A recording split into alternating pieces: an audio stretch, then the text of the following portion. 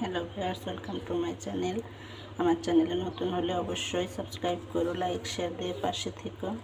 তো গরুর মাংস রান্না করব আজ। তো এই মাংসটা অবশ্যই ভালো করে ধুয়ে নেবে। আমি এই যে 2 কেজির বেশি মাংস নিয়েছি।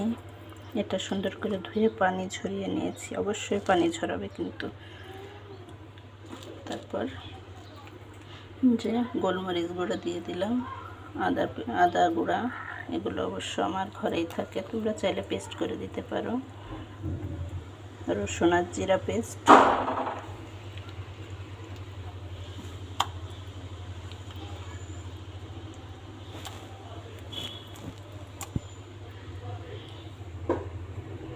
বন্ধুরা বাইরে প্রচণ্ড ঝড় বৃষ্টি শুরু হয়েছে, শব্দ হলো, শুনতে পেয়েছো নিশ্চয়ই। হলুদ পরিমাণ মতো,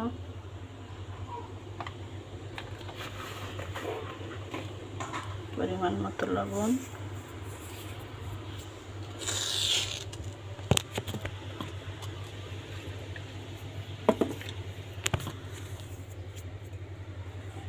আর দিয়ে দেবো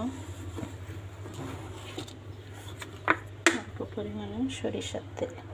অবশ্যই সরিষার তেলটা ব্যবহার করবে।